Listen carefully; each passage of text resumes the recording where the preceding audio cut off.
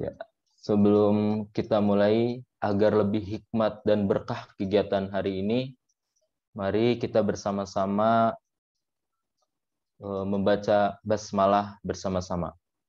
Bismillahirrahmanirrahim. Dan selanjutnya, untuk pekan ini kita akan mengkaji mengenai tentang penyakit ain, ya, penyakit ain. Dan kita ketahui bersama bahwa penyakit ain merupakan penyakit yang ditimbulkan dari pandangan mata yang berkaitan dengan perasaan hati, yaitu perasaan iri dan dengki. Nah, untuk lebih jelasnya mengenai tentang penyakit ain ini, penyebabnya kenapa, efek ketika seseorang itu mempunyai penyakit itu kayak gimana, dan cara pencegahannya itu bagaimana, nanti akan dijelaskan atau dipaparkan oleh guru kita, yaitu Ustadz Dr. Yajen Al-Hakimi MSI. Mungkin untuk menyikat waktu, kita langsung aja kepada Ustadz Yajen Al-Hakimi MSI. Sebelumnya saya sapa dulu. Assalamualaikum Ustadz. Waalaikumsalam warahmatullahi wabarakatuh, Ustadz. Gimana kabarnya Ustadz? Alhamdulillah. Sehat Ustadz Alif. Alhamdulillah sehat Ustadz. Mungkin langsung aja Ustadz, kami persilakan memakan atau membahas mengenai tentang mengkaji mengenai penyakit ain. Mangga Ustadz Yajen Al-Hakimi. Jazakallah khair Ustadz. Assalamualaikum warahmatullahi wabarakatuh. Waalaikumsalam warahmatullahi wabarakatuh. Alhamdulillahi rabbil alamin. Alhamdulillahi wassalatu wassalamu ala ibadihi alladhina istafa. Alhamdulillahi alladhi hadana li hadha wa ma kunna linahtadiya laula an hadana Allah. Alhamdulillah wa syukurillah yang telah mengumpulkan kita dalam majelis al-irsyad yang mubarak ini. Mudah-mudahan insyaallah menjadi majelis yang diberkahi oleh Allah Subhanahu wa taala. Waktu kita juga yang telah dikorbankan untuk menghadiri kajian ini tercatat oleh Allah Subhanahu wa taala sebagai amal saleh yang insyaallah menjadi sebab keselamatan kita dunia dan akhirat. Amin ya rabbal alamin. Hadirin yang dimuliakan Allah Subhanahu wa taala.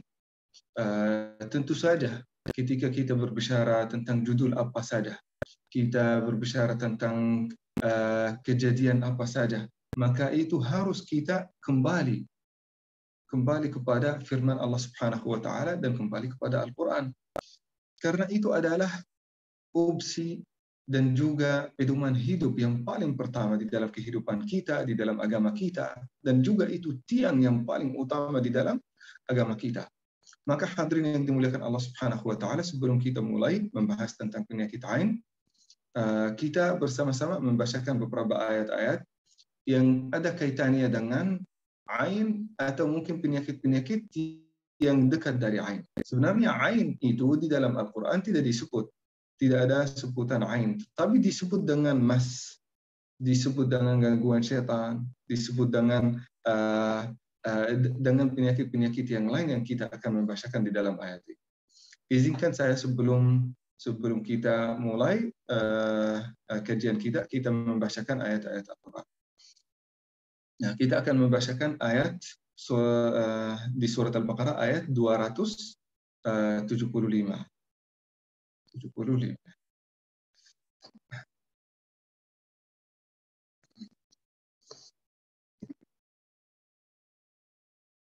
أعوذ بالله من الشيطان الرجيم الذين يأكلون الربا لا يقومون إلا كما يقوم الذي يتخبطه الشيطان من المس ذلك بأنهم قالوا إنما البيع مثل الربا وأحل الله البيع وحرم الربا فمن جاءه موعظة من ربه فانتهى فله ما سلف وأمره إلى الله ومن عاد فأولئك أصحاب النار هم فيها خالدون صدق الله العظيم وصدق رسوله الكريم وإنا على ذلك من الشاهدين والشاكرين. Hadirin yang dimuliakan Allah Subhanahu wa taala, ibu-ibu, bapak-bapak yang saya cintai karena Allah Subhanahu wa taala, ayat yang baru dibacakan itu sering menjadi bukti, menjadi rujukan bagi orang-orang yang mendukung teori penyakit ain dan bagaimana ini bisa, atau mungkin bukan teori, fakta, karena ini sudah dibenarkan oleh Rasulullah SAW. Jadi ayat ini jadi pendukung dan rujukan bagi orang-orang yang ingin mencari ayat-ayat dan firman Allah Subhanahu wa taala berkaitan dengan penyakit ain atau penyakit-penyakit yang terkait dengan ain di dalam Al-Qur'an. Nah, namun ada beberapa hadis-hadis Rasulullah sallallahu alaihi wasallam yang menyebutkan ain itu benar-benar ada, yang membenarkan penyakit ain dan juga apa penyebabnya bagi manusia. Yang pertama yang disebutkan di dalam hadis Muslim, di dalam Sahih Muslim. Kan sebagaimana kita tahu, hadirin wal hadirat yang dimuliakan Allah Subhanahu wa taala, sunnat Rasulullah sallallahu alaihi wasallam dan ucapan Rasulullah sallallahu alaihi wasallam yang paling sah dikumpulkan dalam 6 buku. Yang pertama Sahih Al-Bukhari, yang kedua Sahih Muslim, yang ketiga At-Tirmizi, yang keempat An-Nisa'i, yang kelima Ibnu Majah, yang terakhir Sunan Abi Daud. Ada banyak buku-buku yang lain, termasuk Al-Muwatta, Muwatta Ibnu Malik, termasuk Sunan Al-Imam Ahmad, termasuk Sunan Al-Syafi'i, Musnad Al-Hakim. Itu hadis-hadis di luar Al-Kutubul Ummahat. 6 buku yang baru disebutkan itu yang paling utama, yang menyebutkan hadis Rasulullah sallallahu alaihi wasallam di dalamnya. Di antara buku yang paling sah adalah Sahih Muslim. Setelah Sahih Al-Bukhari ada Sahih Muslim. Di dalam Sahih Muslim, sebenarnya di dalam Sahih Al-Bukhari kita tidak menemukan. Tetapi di dalam Sahih Muslim ada 3 hadis. Yang pertama, kata Rasulullah sallallahu alaihi wasallam, al-ainu haqq. Al-ainu haqq, hadis yang sangat jelas. Kita tidak bisa berkata ain itu tidak ada sambil kita percaya pada hadis Rasulullah sallallahu alaihi wasallam, khususnya hadis ini. Rasul sallallahu alaihi wasallam menyebutkan hadis itu ain itu adalah benar. Penyakit ain itu adalah benar. Nanti setelah kita membacakan hadis-hadis atau kenal dengan hadis Rasulullah sallallahu alaihi wasallam yang berkaitan dengan ain, kita nanti akan menyampaikan definisinya, perbedaan di antara ulama tentang ain, dan juga apa kaitannya dengan mas, kaitannya dengan hasud, dengan iri hati, dengan kaitannya dengan jin dan setan. Rasulullah sallallahu alaihi wasallam pada hadis pertama membenarkan bahwasanya ada ain. Hadis yang kedua, Rasulullah sallallahu alaihi wasallam bersabda, "Lau anna syai'an sabiqunil qadar lasabaqathu al-ain." Kalau ada sesuatu yang ingin mendahului, yang ingin melampaui atau mungkin ingin berlumba-lumba dengan qadar, maka itu adalah ain. Berlumba-lumba dengan qadar. Jadi kita semuanya tahu segala hal yang akan terjadi dalam tubuh kita, ke masa depan kita, dan juga masa lalu kita, itu semuanya qadar. Qada dan qadar, takdir dari Allah Subhanahu wa taala. Kita pun dijadikan kayak gini, dengan bentuk kayak gini, itu qadar dari Allah Subhanahu wa taala. Kita dijadikan orang Arab, orang Indonesia, orang bule, hitam, putih, tinggi, pendek. Ini qadar, qada dan qadar. Nah, kata Rasulullah sallallahu alaihi wasallam, kalau ada sesuatu yang berlumba-lumba dengan qadar, itu adalah ain, bisa jadi ain. Jadi qadar, bisa jadi kita orang sehat jadi sehat karena qadar. Nah, tetapi ain itu juga bisa merubah itu. Yang sehat menjadi sakit, yang putih menjadi putihnya menjadi sakit, bukan menjadi karena ketampanan, atau bisa menjadi hitam, atau bisa merubah kondisi jasad kita dan fisik kita. Bisa juga ain itu akan merubah kondisi psikis kita. Itu yang akan dijelaskan nanti. Hadis yang ketiga, ini sebenarnya kisah seorang sahabat namanya Sahlu bin Hanaf. Sahlu bin Hanaf ini terkenal dengan ketampanannya. Dia tampan sekali. Tampan, putih kulitnya. Sebenarnya itu putih atau hitam itu tidak termasuk di antara tanda-tanda tampan atau tidak. Itu beda dari satu kultur ke kultur yang lain, dari satu bangsa ke bangsa yang lain. Justru ketika saya juga di Prancis, bahkan ada beberapa orang yang hitam dianggap sebagai tampan dari perempuan maupun laki-laki. Nah, saya nggak tahu mungkin di Indonesia itu yang putih dianggap lebih tampan atau tidak, tetapi itu tidak di antara tanda-tanda ketampanan. Supaya orang yang putih dan juga orang yang terlalu hitam atau terlalu putih tidak tersinggung ya. Tetapi itu terkenal, Sahlu bin Hanaf itu di zaman Rasulullah sangat terkenal dengan ketampanannya. Dan juga di antara sifat jasadnya, dia sangat putih, sangat putih. Suatu hari dia wudu, justru pasti ya, kalau ada seorang ingin wudu, pasti akan buka bagian dari bajunya, dan juga bagian dari kulitnya akan terlihat yang tidak sering terlihat untuk orang lain. Entah itu bagian dari kakinya, bagian dari tangannya sampai mirfaqain, sampai elbow, sampai biceps di sini. Nah, Sahlu bin Hanaf ketika ingin wudu, maka dia buka bajunya. Terlihat oleh seorang sahabat namanya Amir. Jadi Sahal ini orang baik. Dia juga akan melakukan amal yang baik, amal yang saleh, termasuk ibadah. Begitu juga Amir ini termasuk orang baik yang sangat dicintai oleh Rasulullah Sallallahu Alaihi Wasallam. Amir ini melihat kulit Sahlu bin Hanaf, dia sangat takjub dan sangat kagum. Wah, ini sangat tampan. Saya tidak pernah melihat seorang keputihan seperti putihnya kulit Sahlu bin Hanif. Bahkan dia berkata, ka bayad mukhabba'atin fi khidriha. Saya berharap kalau ada seseorang di antara antum mengerti bahasa Arab, karena bahasanya ini sangat kuat dan sangat fasih. Beliau berkata, kulitnya ini sangat putih, seperti seorang gadis, seperti wanita gadis, yang tidak pernah keluar dari rumahnya. Ini menurut Amir. Nah, langsung setelah itu, belum selesai wudu, Sahlu bin Hanif itu menjadi lumpuh, tidak bisa bergerak dalam beberapa riwayat. Sampai dibawa kepada Rasulullah Sallallahu Alaihi Wasallam. Ini Sahlu bin Hanif.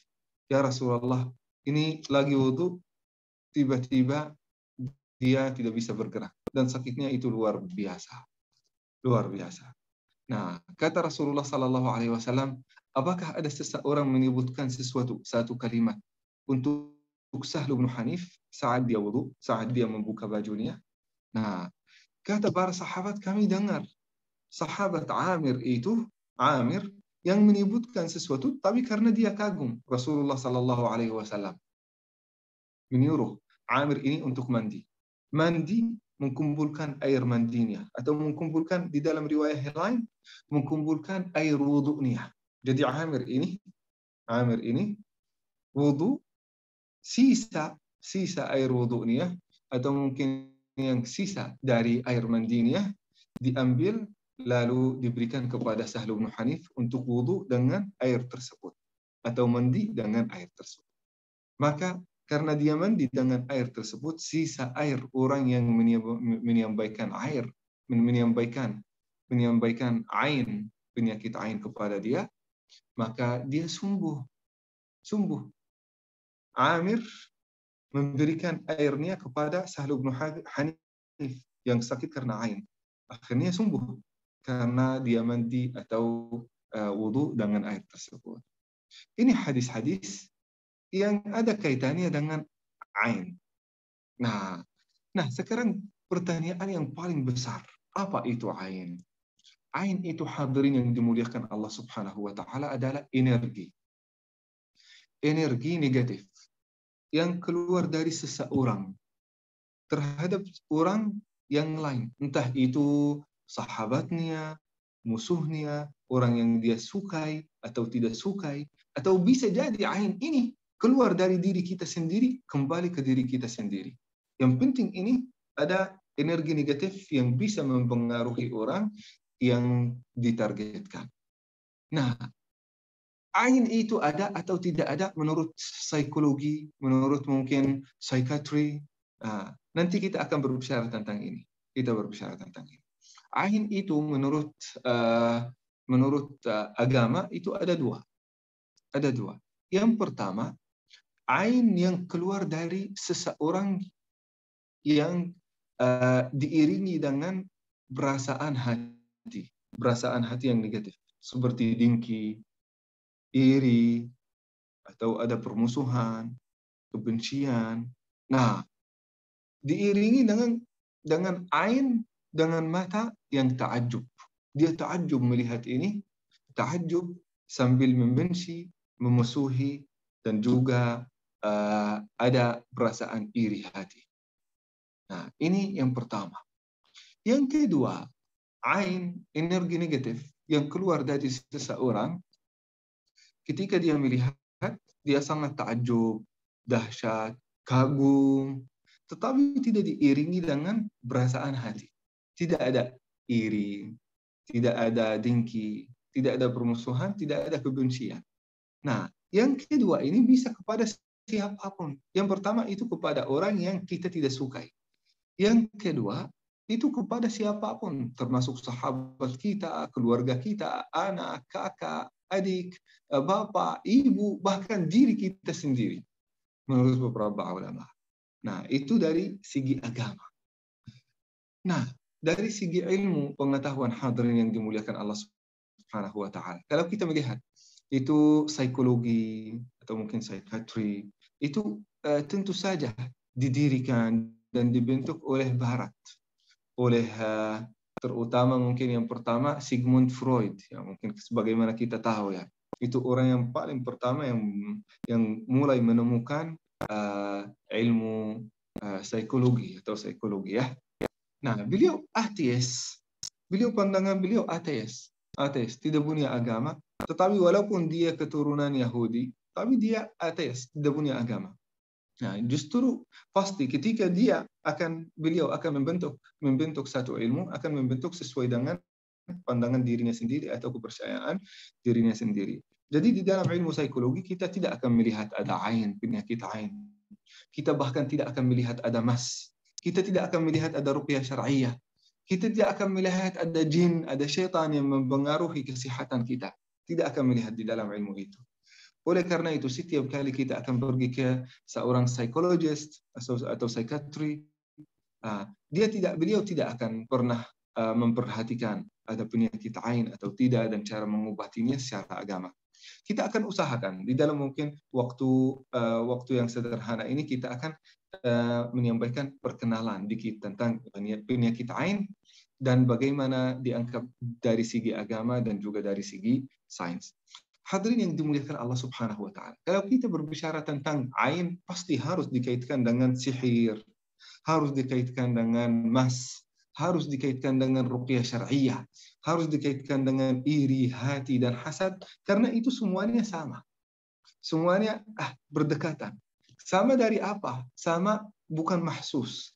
Kita tidak bisa melihat, ini ain, ini karena sihir, ini karena jin. Kita tidak bisa.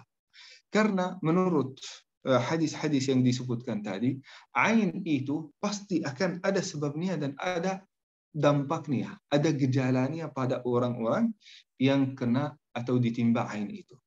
Bisa jadi gejalanya secara psikis, secara psikologi, secara jiwa, secara perasaan, bisa jadi secara fisik. Ain itu kalau ada seseorang sudah mengkrim atau kena penyakit ain, maka penyakit ain itu bisa jadi dua, fisik dan bisa jadi psikis. Nah, kalau secara psikologi bisa jadi sedih terus, bisa stres, depresi, dan bisa jadi gangguan-gangguan yang lain, termasuk Parkinson disease, termasuk schizophrenia, termasuk halusinasi. Ini semua bisa disebabkan dari itu. Nah, begitu juga secara fisik bisa disebabkan dari ain. Seorang ada ain, kena ain, tiba-tiba patah tulangnya. Kena ain, tiba-tiba dia buta, tidak bisa melihat. Kena ain, dia dapat diabetes. Kena ain, tekanan darahnya tinggi. Kena ain. Jadi bisa menyebabkan dampak psikis dan bisa jadi fisik. Ini yang perlu kita mengetahui. Karena ada gejala-gejalanya dan dampak-dampaknya, maka apa yang kita harus lakukan ini, secara ahli mungkin sebagai ahli di dalam bidang sains, di dalam farmasi, bioteknologi, dan immunologi, kita sebagai mungkin scientist atau mungkin sebagai peneliti, kalau kita ingin meneliti tentang sebuah penyakit, kita akan melihat mungkin gejala-gejalanya apa dan causality-nya apa, penyebabnya apa. Karena kalau kita melihat dampak-dampaknya, gejala-gejalanya, dan juga melihat sebabnya, maka kita akan targetkan gejala dan juga sebab. Tidak cukup kita hanya mentargetkan sebab dan mengabaikan gejala. Dan juga tidak cukup kita memperhatikan gejala dan mengabaikan sebab. Nah, di dalam ilmu psikologi ini, kadang-kadang tidak ada sebabnya. Kita tidak bisa memperhatikan sebabnya. Karena sebabnya ini bisa jadi histori seorang yang sakit. Bisa jadi sakitnya stres, bisa jadi depresi, bisa jadi halusinasi. Bisa kita melihat historinya beberapa sekian tahun ke belakang. Supaya kita bisa dapat merubah kondisi ini. Itu dari masa lalu. Kita tidak bisa merubah masa lalu. Nah, maka kita memperhatikan dampak-dampaknya sekarang, gejala-gejalanya sekarang. Nah, itu di dalam penyakit yang terkait dengan psikis kita. Tetapi yang terkait dengan fisik, pasti kita akan melihat sebabnya apa. Sebabnya bakteri, virus, ini sebab yang paling utama. Ada juga beberapa dampak-dampak, seperti gejala-gejala. Itu juga akan diperhatikan. Nah, jadi ada bedaan di sini. Bedaan, kalau psikologi, kita akan memperhatikan gejala-gejalanya secara umumnya. Sedangkan kalau ada fisik, penyakit fisik, akan memperhatikan dua-duanya. Akan memperhatikan causes, penyebabnya, dan juga gejala-gejalanya. Nah, ini secara umum. Nah, begitu juga hadirin yang dimuliakan Allah Subhanahu wa taala. Kalau kita berbicara tentang ain itu bukan psikis, bukan juga hanya fisik. Dua-duanya sebenarnya. Karena ain ini ketika ada energi negatif yang dikirim dari seseorang kepada seseorang, itu berarti akan membuat dampak yang negatif pada orang yang menjadi korban. Entah itu dampaknya menjadi secara jiwa atau mungkin secara fisik. Nah, itu yang namanya penyakit ain. Penyakit ain hadirin yang dimuliakan Allah Subhanahu wa taala telah diceritakan oleh banyak ulama, tetapi ulama itu berkata bisa kita melindungi diri kita dan mengobati diri kita dari penyakit ain. Nah, kita mulai dari bagaimana kita melindungi diri kita. Kita bisa melindungi diri kita dengan cahaya. Dengan cahaya. Perlu kita hadirin yang dimuliakan Allah Subhanahu wa taala tahu. Ini manusia ini, setiap orang yang hadir di antara kita tanpa berkecualian.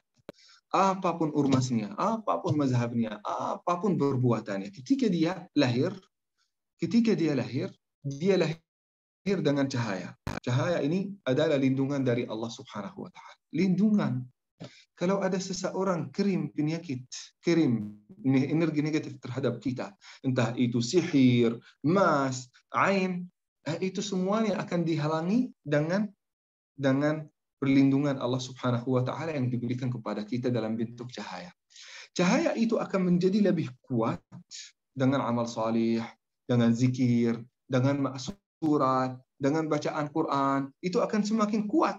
Kalau kita selalu beribadah, selalu zikir, selalu membacakan doa, maka perlindungan Allah Subhanahu wa taala akan semakin kuat kepada kita.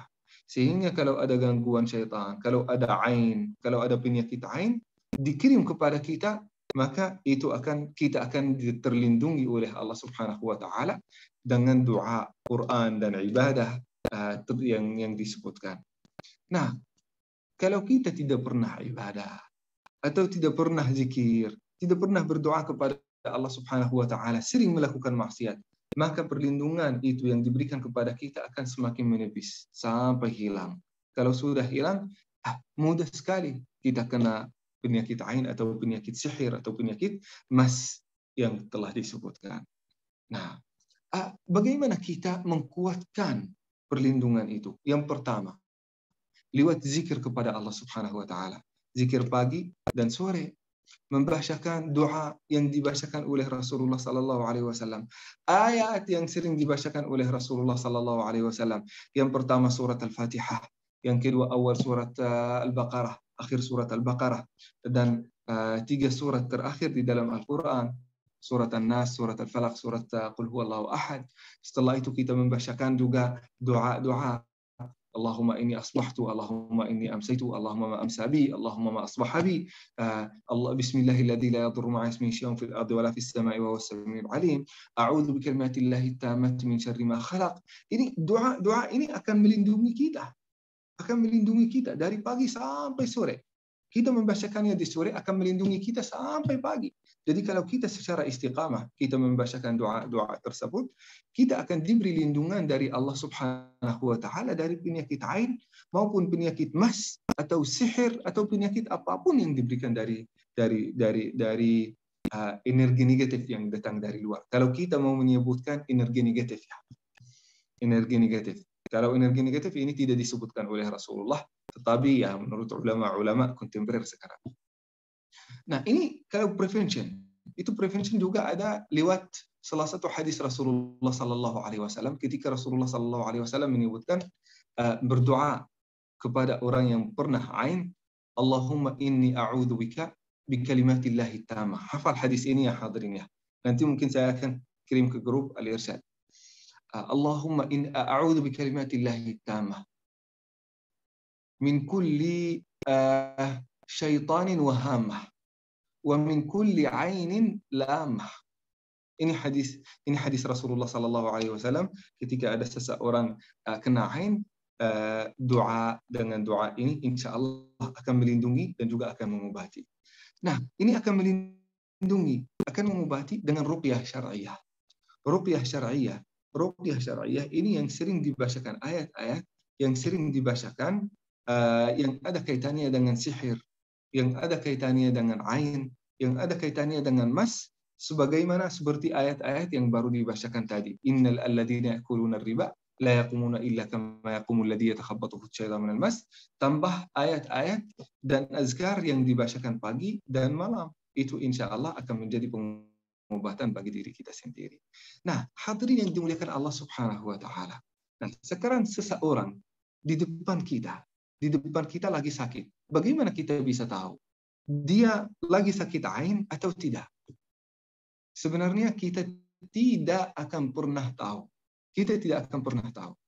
Kalau Rasulullah sallallahu alaihi wasallam sendiri tidak tahu sendiri tidak tahu ketika beliau kena sihir, dan kita pernah menceritakan bahwasanya Rasulullah sallallahu alaihi wasallam kena sihir. Sihir itu dari Lubaid bin Al-A'sam, seorang Yahudi yang mengkirim energi negatif atau mungkin sihir kepada Rasulullah sallallahu alaihi wasallam. Itu sebelum turunnya surat An-Nas, surat Al-Falaq, dan Qul Huwallahu Ahad. Qul Huwallahu Ahad belum tahu. Tapi sebelum ada Qul A'udzu Birabbin Nas dan Qul A'udzu Birabbil Falaq, itu pasti. Nah, Rasulullah sallallahu alaihi wasallam kena sihir. Saat itu Rasulullah sallallahu alaihi wasallam selama sekian hari, ada yang berkata 40 hari, ada yang berkata sampai 1 tahun, ada yang berkata 2 tahun Rasulullah sallallahu alaihi wasallam sakit. Rasulullah sendiri nggak tahu ada penyakit sihir. Kalau Rasulullah sendiri tidak tahu, bagaimana kita sendiri tahu? Nah, kita nggak tahu. Oleh karena itu tadi, itu sangat penting ketika kita sebutkan ilmu psikologi ini memperhatikan hanya gejala-gejala. Kita mengobati seseorang berdasarkan gejala-gejalanya aja. Gejala-gejalanya aja. Nah, oleh karena itu hadirin yang dimuliakan Allah Subhanahu wa taala, kita tidak bisa menentukan ini ain sihir atau benar-benar bisa jadi penyakit yang terkait dengan ilmu psikologi. Bisa jadi depresi, bisa jadi ain, bisa jadi stres, bisa jadi mas. Kita tidak bisa. Yang penting kita memberikan obat yang cocok. Obat yang cocok itu apa? Kita memberikan obat yang cocok menurut ahli psikologi dan juga diiringi dengan bacaan Al-Quran. Jadi sinergi. Baca Al-Quran dan juga obat yang akan diberikan dari ahli psikologi atau psikiatri. Nah, menurut mungkin kalau setahu saya ya, yang berhak untuk memberi obat adalah psikiatri, bukan psikologist. Nah, tetapi kalau di sini di Indonesia psikologist dan juga psikiatri itu dua-duanya boleh memberikan obat, itu tidak ada masalah. Tetap obat itu diberikan, tetapi diiringi dengan bacaan Al-Quran. Karena bisa jadi itu ain, bisa jadi tidak. Nah, Quran itu, walaupun itu bukan ain, Quran itu insya Allah berkah. Kalau ada seorang patah tulangnya, kita tidak membaca Quran, tetap kita membacakan Al-Quran dan dibawa ke rumah sakit supaya diobati secara medis. Nah, seorang yang punya diabetes, punya tekanan darah, tetap kita membacakan Al-Quran supaya kita menenangi jiwanya dan juga tetap kita memberikan beberapa obat-obat seperti galepengkalamide dan juga yang lain ya. Nah, jadi kita tetap memperhatikan obat yang akan diberi dari dokter dan juga obat rohani yang diberikan dari Allah Subhanahu wa taala, karena Allah Subhanahu wa taala telah menegaskan di dalam Al-Qur'an, wa nunazzilu minal Qur'ani ma huwa shifaa'un wa rahmatul lil mu'minin. Dari Quran itu terdapat syifa, terdapat obat, terdapat kesembuhan bagi orang-orang yang sakit. Jadi dua-duanya harus diiringi hadirin yang dimuliakan Allah Subhanahu wa taala supaya kita tidak kehilangan berkah Al-Qur'an. Kenapa banyak orang kalau mereka punya penyakit jiwa, mereka malu. Mereka selalu berkata, saya punya sihir. Saya karena jin, kena sihir, kena ain. Wahai Pak Ustadz, gitu. Kenapa? Karena orang yang sakit jiwa di zaman kita sekarang, di dalam komunitas kita sekarang, tidak diterima. Dituduh gila, difitnah, pikirannya tidak nyambung, difitnah dia tidak sempurna. Kan orang yang punya sakit jiwa itu negatif, sangat negatif. Oleh karena itu orang yang punya penyakit jiwa dia akan mengaku bahwasanya dia kena sihir atau kena ain supaya menutupi kekurangan atau yang dianggap oleh bangsa atau dianggap oleh masyarakat terdekat, oleh masyarakatnya dianggap sebagai kekurangan. Dia ingin menutupi kekurangan itu dengan alasan sihir, mas, atau ain. Ain, sihir, mas itu ada. Tetapi tidak semua penyakit-penyakit yang terkait dengan psikis kita, dengan psikologi kita, itu adalah ain dan mas dan sihir. Ada banyak penyakit-penyakit yang bisa diobati secara medis. Itu yang perlu kita perhatikan. Oleh karena itu hadirin yang dimuliakan Allah Subhanahu wa taala, saat ada seseorang dari keluarga kita yang punya penyakit tertentu, penyakit yang terkait dengan jiwanya, yang terkait juga dengan psikisnya dan juga fisiknya, itu kita mengobatinya dengan doa. Mengobatinya dengan Quran, boleh kita ruqyah syar'iyyah silakan. Boleh, tapi jangan sampai kita mengabaikan ilmu medis. Epilepsi, depresi, stres, schizophrenia, halusinasi, Parkinson's disease, itu semuanya sudah ada obatnya. Secara medis sudah ada obatnya. Nah, apakah kalau sudah ada obatnya secara medis kita mengabaikan Quran? Tidak.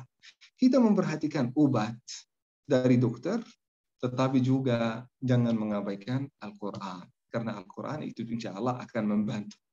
Nah, kalau ada seseorang punya penyakit ini, jangan hanya membacakan ruqyah syar'iyyah. Kita juga memperhatikan ilmu psikologi supaya kita memberi obat yang sempurna kepada orang ini.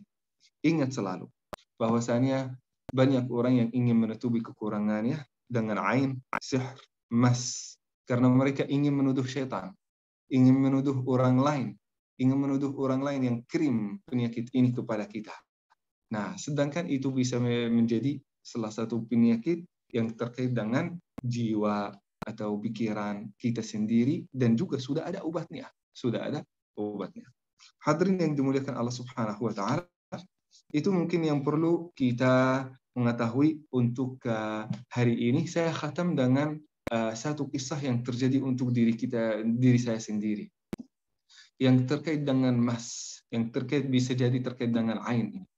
Saya pernah ditugaskan oleh guru saya sendiri. Ini saya menceritakan kisah yang terjadi untuk diri saya sendiri.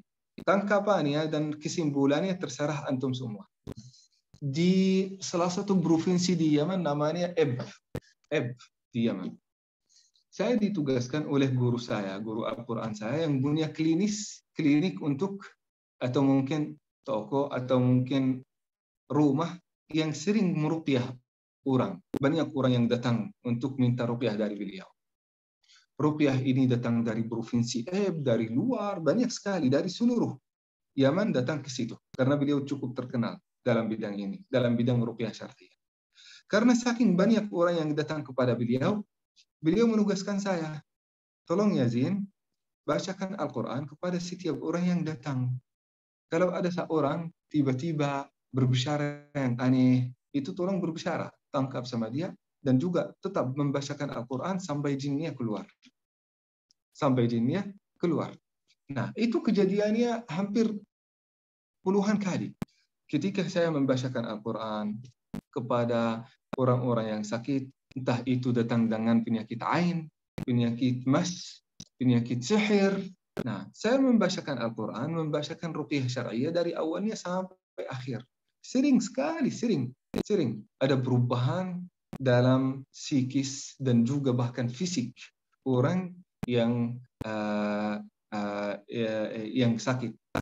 Nah, ketika saya membacakan, tiba-tiba tegang tubuhnya, dan juga menjadi sangat kuat, sampai-sampai susah dilawan gitu.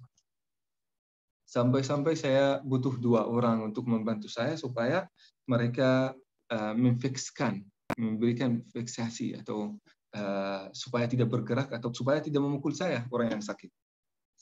Nah, sampai-sampai dia juga berbicara yang aneh, bisa jadi dengan suara yang berbeda dikit. Misalnya kalau saya berbicara begini, dijadikan gitu. Nah, dia berbicara dengan suara yang dikit aneh atau beda dibandingkan dengan suara yang biasa.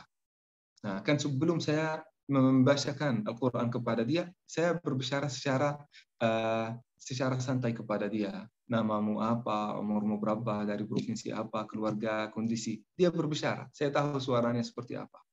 Tapi saat saya membacakan Al-Quran kepada beliau, kepada orang sakit, nah, bisa jadi berbicara dengan berbicara yang aneh, menyebutkan kisah-kisah yang aneh, dan bahkan menyampaikan kata-kata yang kasar kepada saya sendiri saat saya membacakan Al-Quran kepada dia. Sampai ke titik suara itu reda, sampai berhenti ya. Sampai berhenti. Reda gitu, semakin melemah sampai berhenti.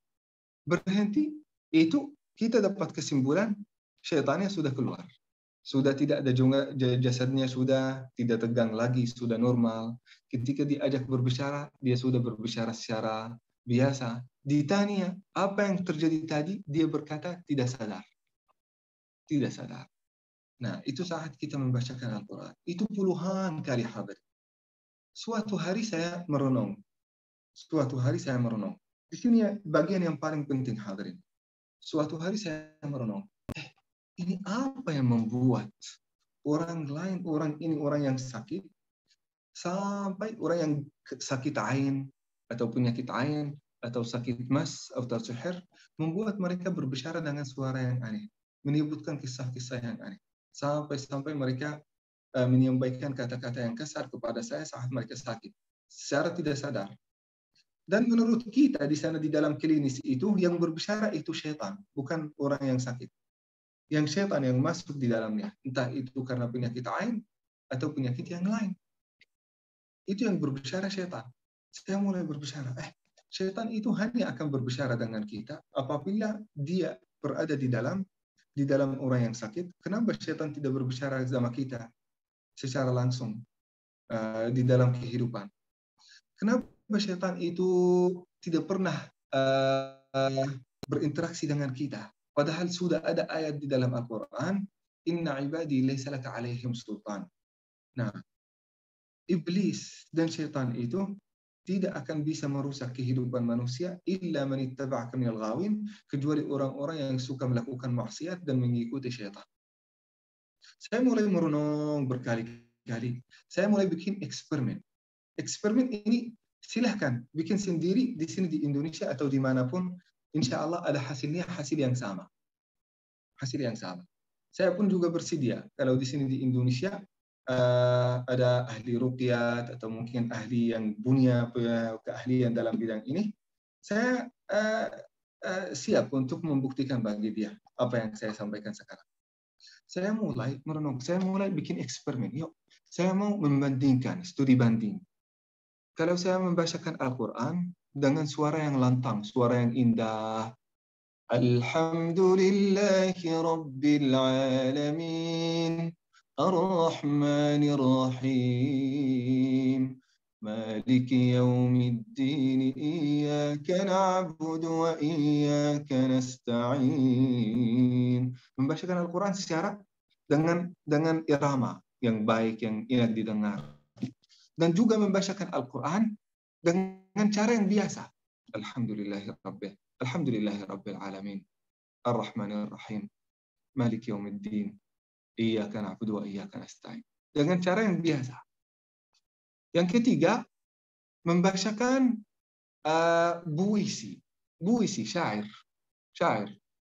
Hal ghadara syu'ara, tapi dibacakan dengan irama, dengan lagu, melakukan syair. Nah, pun tiga hal itu dilakukan, saya melakukannya terhadap orang yang sakit yang datang. Mereka nggak tahu karena mereka orang awam. Ketika saya membacakan ayat-ayat yang tidak sering dibacakan, jadi mereka tidak bisa membedakan ini ayat atau tidak ayat. Jadi dibacakan ayat dari surat Al-Baqarah bagian tengah atau dari surat Ali Imran. Tapi yang sering dibacakan di dalam ruqyah. Yang pertama, saya membacakannya dengan suara yang indah gitu. Saya melihat dampaknya yang sama, tegang dan ada yang berbicara di lidah mereka. Nah, yang kedua, saya tidak pakai pakaian agama, biasa aja, pakaian biasa. Saya membacakan Al-Quran, tapi dengan tajwid, dengan bacaan yang sempurna, tetapi tidak ada iramanya. Seperti apa?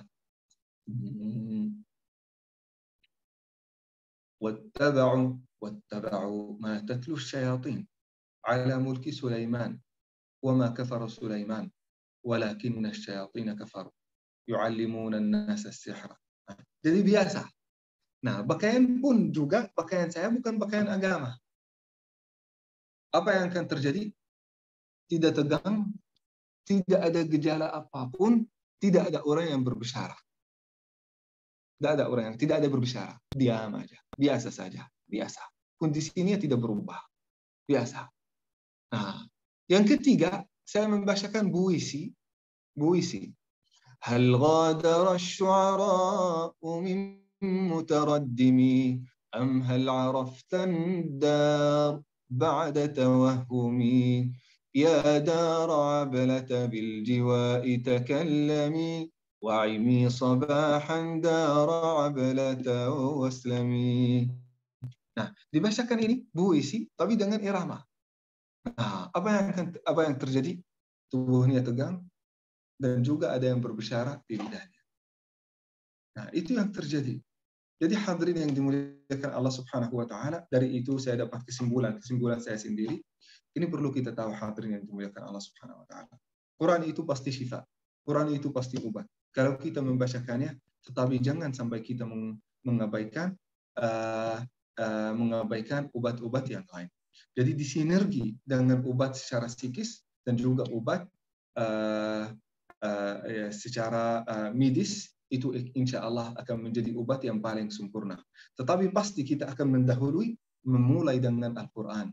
Karena itu firman Allah Subhanahu wa Ta'ala. Kita pasti percaya betul dengan apa yang disampaikan oleh Allah Subhanahu wa Ta'ala di dalam Al-Quran. Wa nunazzilu minal Quran. Kami menurunkan Al-Quran ini sebagai syifa, sebagai obat bagi manusia, bagi orang yang membacakannya, bagi orang yang mengamalkannya, bagi orang yang ingin dapat obat dari Al-Quran. Jadi hadirin yang dimuliakan Allah Subhanahu wa Ta'ala, banyak di antara ahli ruqyah syar'iyah, mohon maaf ya, saya mungkin akan dimarahi hari ini. Banyak di antara ahli ruqyah syar'iyah itu tidak terlalu penting keberadaan mereka di antara kita. Karena ruqyah yang paling penting, ruqyah yang paling penting adalah ruqyah yang kita membacakannya dari diri kita sendiri atau dari keluarga kita yang sangat sayang sama kita, yang benar-benar tahu kondisi kita.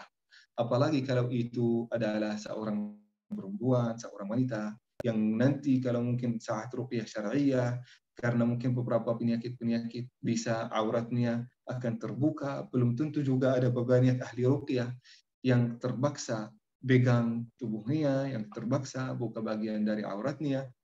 Nah, jadi hadirin yang dimuliakan Allah Subhanahu wa Ta'ala, ruqyah terbaik adalah ruqyah yang kita membacakannya dari diri kita sendiri atau orang-orang yang mengelilingi kita. Nah, boleh kita minta dari seorang ustaz, boleh, tidak ada masalah. Boleh kita minta dari orang saleh doa, boleh. Kita minta juga ruqyah dari orang saleh, boleh. Dari imam masjid kita, boleh. Tetapi kalau ada seseorang sudah menjadi jurusannya, profesinya, ruqyah syar'iyah, dia makan dan minum dan mengumpulkan duit dari hanya ruqyah syar'iyah, maka itu ya menurut saya sesuatu yang kurang cocok. Ya, mudah-mudahan insyaallah apa yang disampaikan itu bermanfaat bagi kita semua. Pasti hari ini ada banyak pertanyaan, ada banyak juga komentar. Insyaallah saya dengar komentar-komentar antum, pertanyaan-pertanyaan antum dengan lapang dada. Silahkan Bapak dan Ibu yang saya cintai karena Allah Subhanahu wa Ta'ala. Baik, Masya Allah, luar biasa untuk materi hari ini, untuk kajian hari mengenai tentang penyakit ain. Baik, selanjutnya mengenai tentang pertanyaan. Bagi para jamaah yang ingin bertanya langsung, boleh raise hand. Tapi untuk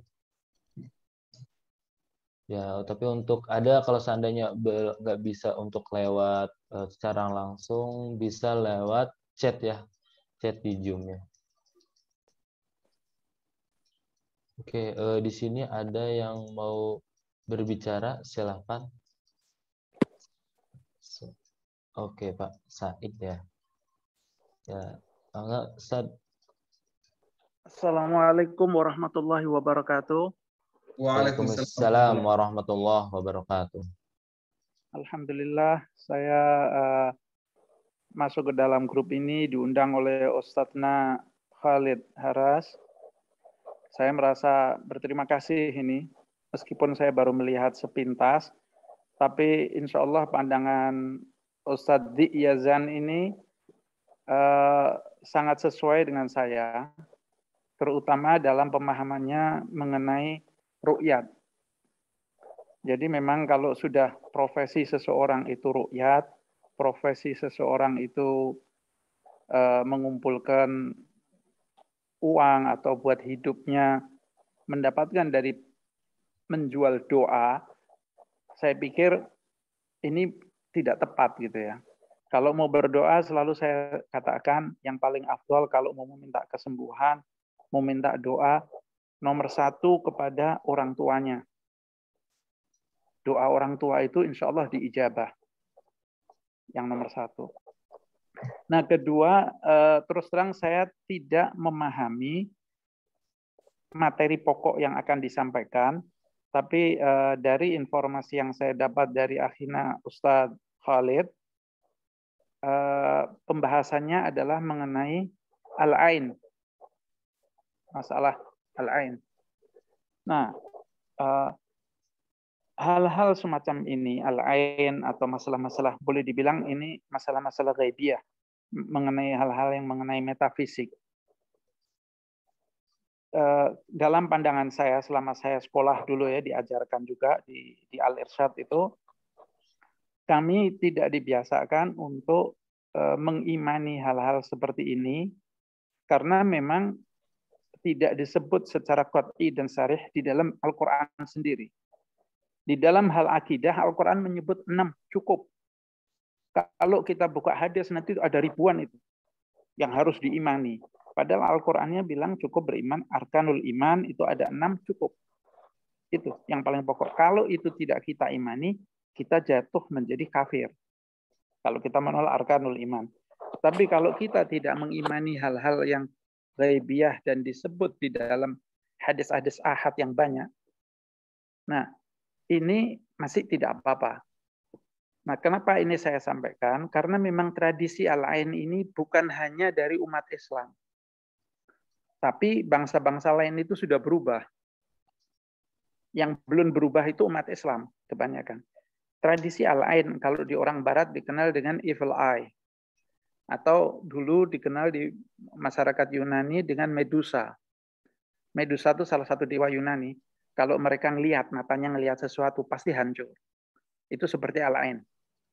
Konsep. Mungkin malah tradisi ini diambil umat Islam dari tradisi Yunani awalnya. Nanti baru dijustifikasi dengan dalil-dalil hadis. Kalau kita tidak menerima hadis, bukan tidak menerima bahwa hadis itu atau tidak menerima bahwa atau tidak menerima pernyataan Rasul, bukan. Tapi kita meragukan penisbatan sebuah riwayat itu kepada Rasul sendiri. Meskipun ada ilmunya itu memang, rijalul hadis dan sebagainya. Tapi itu kan ilmu.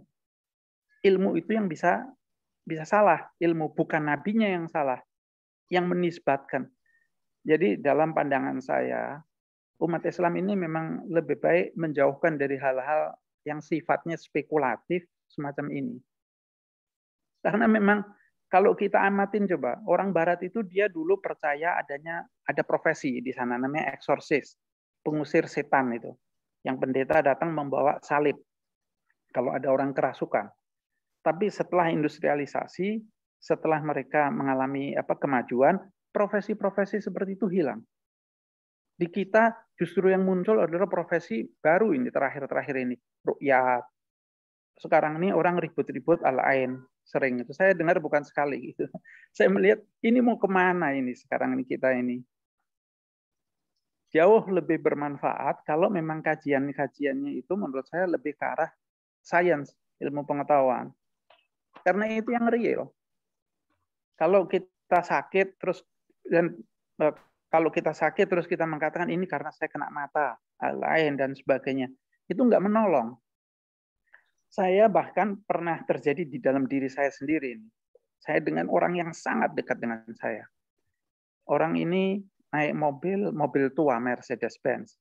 Mobilnya tua. Karena sifat artnya aja dia senang. Sampai satu waktu datang sepupu saya yang lain. Mobil ini Masya Allah bagus. Ya kan? Dia marah-marah itu. Si teman dekat saya ini. Al-ain, gol, Masya Allah, gol, Masya Allah, gol. Tidak mau. Dan ternyata juga tidak. Dia takut mogok. Beberapa kali mogok, dia bilang karena al-ain. Saya bilang mogoknya bukan al-ain. Ini mobil tua, jadi mogok. Yuk saya ajak naik mobil bagus. Saya bilang mobil baru. Nanti panggilkan orang yang matanya paling kuat. Kalau nanti bisa membuat berhenti mobil ini. Potong telinga saya. Dan memang tidak terjadi apa-apa. Dulu saat saya kecil di Solo, ini sekedar gambaran ya. Kalau ada satu orang, itu kebanyakan orang-orang tua dulu juga naik sepeda. Dipuji, itu dikejar, disuruh bicara, gol Masya Allah, gol Masya Allah, gol Masya Allah. Kalau tidak dia akan ngejar terus. Tapi hal semacam ini sudah tidak ada saat ini. Kenapa tidak ada? Karena masyarakat kita semakin maju.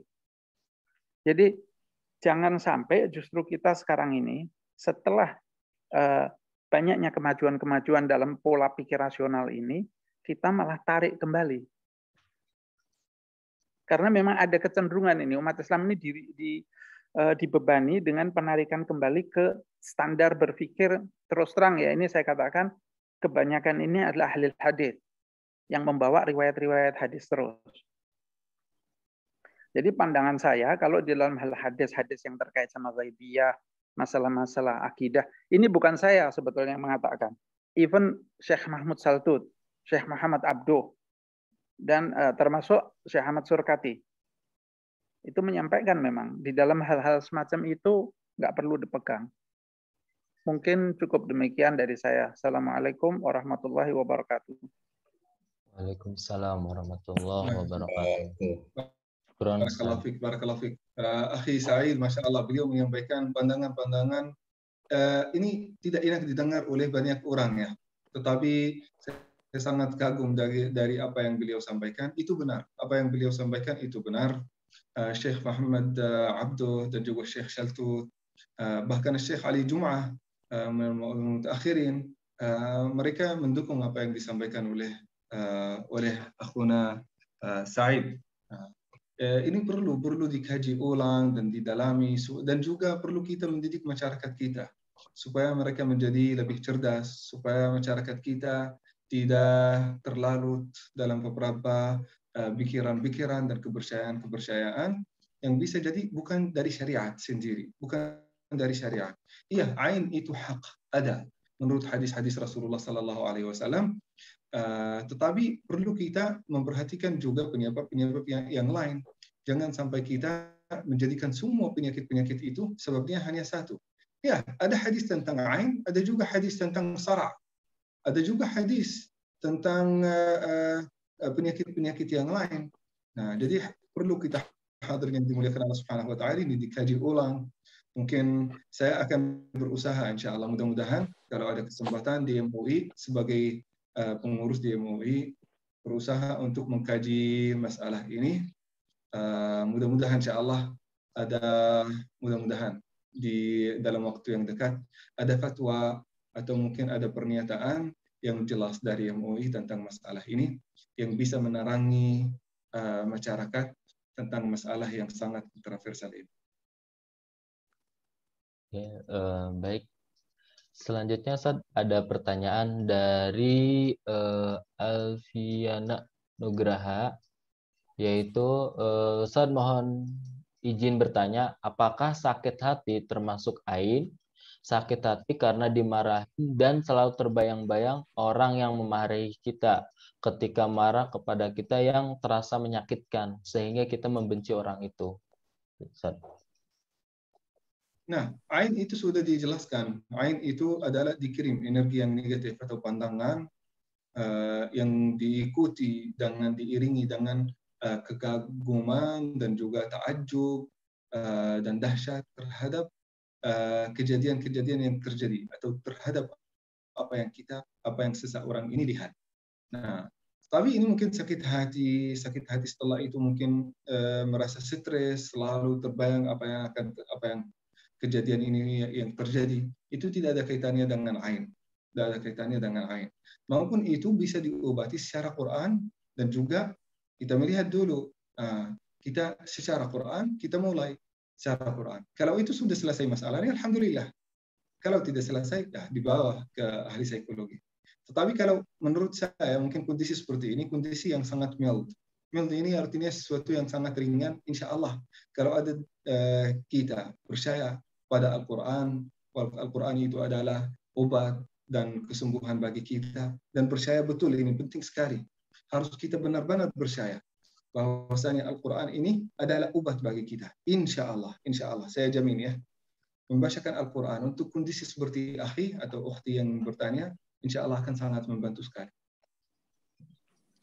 Oke, baik. Pertanyaan selanjutnya, Ustaz, dari Ustaz Khalid Haris mengenai tentang Afwan Ustaz bertanya, bagaimana pemahaman masyarakat Timur Tengah terhadap masalah-masalah ain, sihir, dan berbagai hal bersifat goib? Nah, sebenarnya itu masih sangat kental. Kalau kita berbicara tentang masyarakat, itu masih sangat kental, dan setiap orang di antara yang ada di Timur Tengah, atau mungkin kita berkata di atas 99% di antara masyarakat di sana masih percaya pada ain, percaya pada hal-hal yang gaib itu. Nah, Itu sebenarnya yang percaya, kita semuanya percaya. Saya juga sendiri percaya. Nah, tetapi percaya secara berlebihan. Secara berlebihan sehingga setiap orang yang punya penyakit jiwa, dia takut dituduh. Dia gila, maka dia menutupi itu dengan, oh saya kena ain, oh saya ada sihir, oh saya ada syaitan. Nah, jadi yang disalahkan adalah syaitan, yang disalahkan adalah sihir, yang disalahkan adalah ain. Padahal masalah itu di dalam diri sendiri. Ya udah, kalau kita tidak menemukan kesalahannya di mana, pasti tidak obatnya. Tidak akan pernah ditemukan obatnya. Nah, makanya hadirin yang dimuliakan Allah Subhanahu wa taala, ini perlu kita tahu.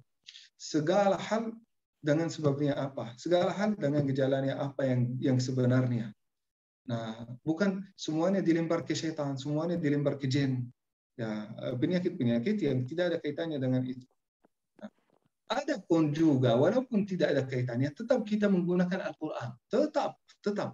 Walaupun ada yang patah tulang, tahu ya, diabetes, tekanan darah, itu tetap kita menggunakan Al-Quran sebagai opsi pertama. Nah, sambil membacakan Al-Quran dan ruqyah syariah, sambil kita menggunakan obat-obat yang biasa. Di Timur Tengah sangat kental di sana. Bahkan bisa jadi, ya, menurut saya, bisa jadi lebih kental daripada Indonesia. Keren, Ustaz. Selanjutnya dari Dian Bandung, izin bertanya Ustaz, apakah ketika tidur dengan gigi gemetar seperti mengunyah sepanjang tidur dikategorikan ada gangguan ain? Hatur nuhun atas jawabannya. Nah, ini sebenarnya ada beberapa syekh-syekh sekarang di syekh kontemporer yang namanya Syekh Ruqyah. Mereka menyebutkan beberapa gejala-gejala. Di antara gejala itu demam yang tidak hilang-hilang. Yang kedua, sakit kepala yang hilang timbul. Sakit perut tanpa ada constipation atau mungkin diarrhea. Nah, badan gemetar, badan terasa lemah sekali, tidak mau dengar Al-Quran. Jadi menyebutkan beberapa gejala-gejala. Sebenarnya gejala ini tidak ada hadisnya apa-apa. Bisa jadi benar, bisa jadi salah. Nah, saya tidak bisa menzalimi mereka bilang ini salah, tidak. Nah, bisa jadi benar, bisa jadi salah. Karena tidak ada dibenarkan dengan hadis Rasulullah Sallallahu Alaihi Wasallam gejala-gejala ini. Jadi kalau ada kaitannya dengan gigi, terkaitannya dengan tidur, Rasulullah Sallallahu Alaihi Wasallam sendiri tidak menyebutkannya. Bagaimana saya berani menyebutkan itu benar atau tidak? Baik, syukran Ustaz. Selanjutnya dari Ustaz Taslim Muhammad. Bismillah, izin bertanya, apa perbedaan antara kesurupan dan stres dalam perspektif agama dan bagaimana hukumnya meruqyah dan yang diruqyah? Jazakallah. Nah, ruqyah atau diruqyah itu sesuatu yang kita melihat. Ruqyah itu dengan Quran itu boleh. Ruqyah dengan Quran, istirqa dengan Quran. Itu boleh dalam kondisi apapun, stres, depresi, dengan kondisi apapun, penyakit apapun kita membacakan Al-Quran. Tidak ada masalah kan? Nah, tetapi apa bedaan antara stres dan kesurupan? Kesurupan ini namanya mas. Mas ini kesurupan, ya menurut ulama-ulama, jin ini gangguan dari jin dan setan. Stres itu perubahan beberapa hormon di dalam tubuh kita sehingga membuat pikiran kita tidak enak. Nah, bisa jadi kesurupan itu menyebabkan stres. Tapi stres tidak menyebabkan kesurupan ya. Nah, tetapi ada banyak perbedaan di antara ulama. Apakah jin itu masuk sampai tubuh kita atau hanya mengganggu dari luar? Ada banyak perbedaan di antara ulama. Karena di dalam Al-Quran, tidak pernah disebutkan jin itu masuk di dalam tubuh. Tidak. Hanya disebutkan mas. Apa artinya mas dalam bahasa Arab? Menyentuh. مسني الشيطان بنصب وعذاب إذا مسهم الشيطان تذكروا فإذا هم مبصرون. Ada juga كالذي يتخبطه الشيطان من المس. Semua yang ada di dalam Al-Quran tentang mas. Mas ini artinya menyentuh, sentuhan dari setan atau dari jin. Tetapi ada hadis, salah satu hadis Rasulullah sallallahu alaihi wasallam, "Inna syaitana yajri min ibni Adam majrad dam." Syaitan itu mengalir di dalam tubuh manusia sebagaimana darah mengalir di dalam tubuh. Nah, jadi muncul perbedaan karena ada hadis ini. Karena ada beberapa ulama berkata, itu syaitan berarti masuk di dalam tubuh kita, melakukan gangguan internal, gangguan kesehatan, menjadi belum diabetes dijadikan tekanan darah, dijadikan penyakit kronis, dijadikan gangguan mental karena gangguan syaitan. Nah, jadi ada yang berkata tidak, itu hanya menyentuh atau hanya bisikan. Ada bahkan beberapa ulama yang berkata syaitan itu tidak akan pernah mengganggu kita kecuali lewat bisikan-bisikan syaitan aja, lewat waswasah aja. Jadi ada perbedaan di antara ulama dalam hal ini, termasuk 3 perbedaan. Yang pertama hanya gangguan waswasah, yang kedua gangguan apapun tetapi tidak masuk di dalam tubuh kita. Yang kedua itu masuk di dalam tubuh kita, bahkan mengalir di dalam darah kita sebagaimana darah mengalir di dalam tubuh kita. Baik, syukran Ustaz. Mungkin pertanyaan satu lagi ya Ustaz, dari Bu Neneng. Ustaz mau tanya, untuk ruqyah diri sendiri, ayat Quran apa aja yang harus dibaca? Nah, yang pertama membacakan surat Al-Fatihah.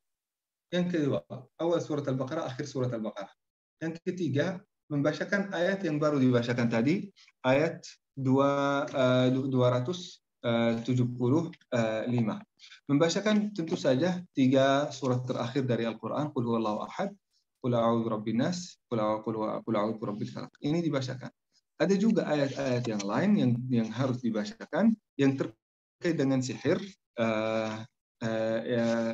Ada juga yang wattaba'u ma tatlu syayatin 'ala mulki Sulaiman wa ma kafara Sulaiman walakinna asyayatin kafaru yu'allimuna an-nasa as-sihra wa ma unzila 'alal malakaini bi Babil Harut wa Marut. Ini saya baca dari hafalan saya, tapi saya ingin menemukan nomor ayat adalah 102.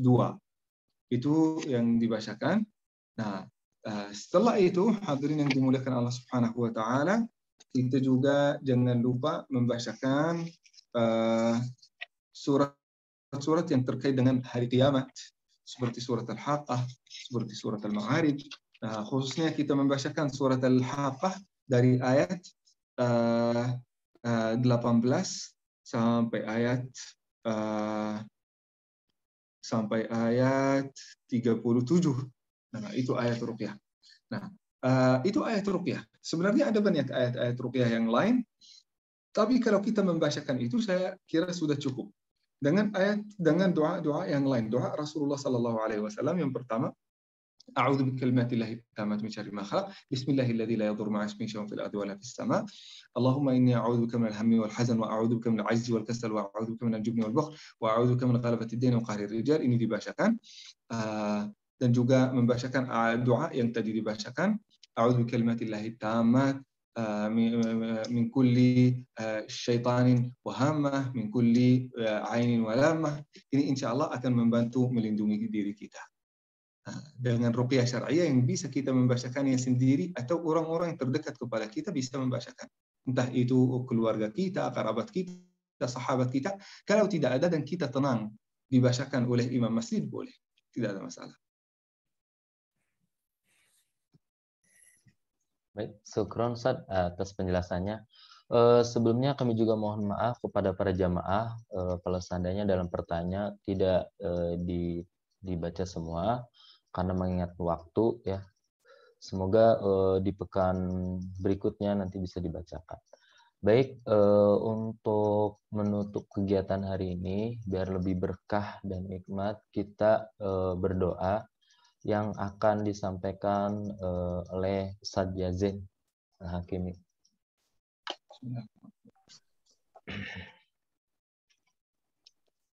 Alhamdulillahirabbil alamin. Terima kasih Bapak Ibu atas kehadirannya hari ini. Hari ini mungkin kita melampaui batas waktu. Mohon maaf sekali lagi karena waktu kita hanya sampai 6.15 ya. Barakallahu fikum, jazakumullah khair atas kehadirannya. Marilah kita bersama-sama berdoa. Mudah-mudahan termasuk doa yang diijabat oleh Allah Subhanahu wa taala. Amin ya rabbal alamin. Allahumma hdina fiman hadait wa afina fiman afait wa tawallana fiman tawallait wa barik lana fima a'tait wa qina wasrif 'anna bi rahmatika syarra ma qadait. Allahumma ij'al tajammu'ana hadha tajammu'an marhumah waj'al tafarruqana min ba'dihi ma'sumah wa la taj'al fina wa la ma'ana wa la bainana shaqiyya wa la mahruma. Allahumma farrij hammal mahmumin al-mahmumin wa naffis karbal makrubin واقض الدين عن المدينين واشف مرضانا ومرضى المسلمين واشف مرضانا ومرضى المسلمين واشف مرضانا ومرضى المسلمين سبحان ربك رب العزة عما يصفون وسلام على المرسلين والحمد لله رب العالمين. Jazakumullah khairan katsira Ustaz yang sudah berbagi ilmu dengan kita semua.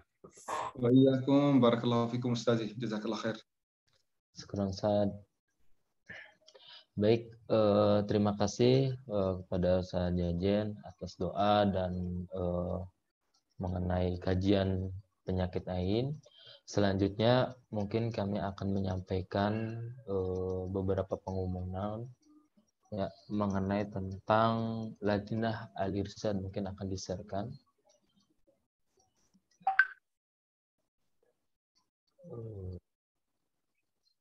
Ya. Alhamdulillah Al-Irsyad Al-Islamiyah Kota Bandung yang mengenai tentang Lajnah, yaitu ada program donasi keluarga duafa ya, yang dimana mungkin jamaah yang ingin ikutan bergabung gitu kan, menyisihkan atau ingin memberi beberapa keluarga-keluarga duafa, Lajnah Al-Irsyad Kota Bandung siap menyampaikan atau memberi kepada keluarga-keluarga duafa dengan nomor rekening yang sudah tertera, yaitu 7701996008. Selain itu juga selain program mengenai tentang donasi keluarga duafa, ada lagi yaitu yang saat ini sedang progres atau sedang berjalan, yaitu pembangunan di gedung sekolah SMP IT Al-Irsyad Bandung yang saat ini mulai berjalan ya. Udah tahap mau 2 lantai. Terus selain itu juga ada program-program yang lain. Nah, ini foto proses pembangunan di gedung SMP. Nah, ya, mohon doanya dan dukungannya untuk SMP IT Al-Irsyad Terpadu, dan untuk total dana yang targetan yaitu 500, yang dana yang terkumpul sementara yaitu 574 juta, sedangkan untuk kebutuhan pembangunan tahap 1 yaitu sebesar 3.345 juta. Nah, selain itu juga selain dari program tadi ada beberapa program lainnya, yang diantaranya yaitu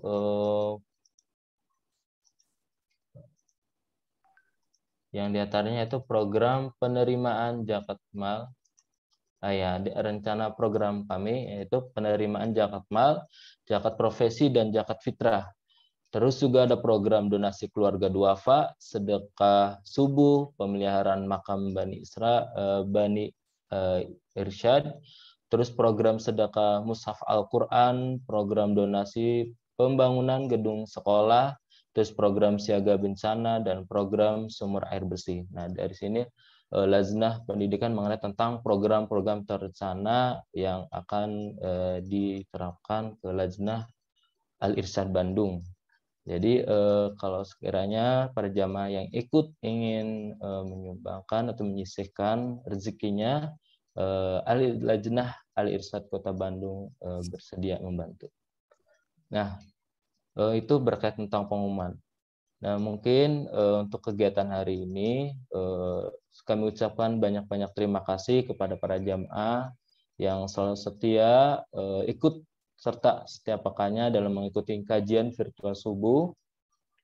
Dan kalau seandainya ada keluarganya, ada teman kerabatnya, bisa juga untuk di-share-kan biar kita tahu dan ikut berbagi tentang kajian setiap pekannya. Nah, mungkin itu yang bisa kami sampaikan, kurang lebihnya mohon maaf. Akhirul kalam, kita tutup kegiatan hari ini dengan baca hamdalah bersama-sama.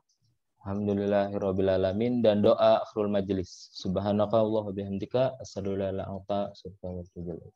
Akhirul kalam. Assalamualaikum warahmatullahi wabarakatuh. Waalaikumsalam warahmatullahi wabarakatuh. Syukran.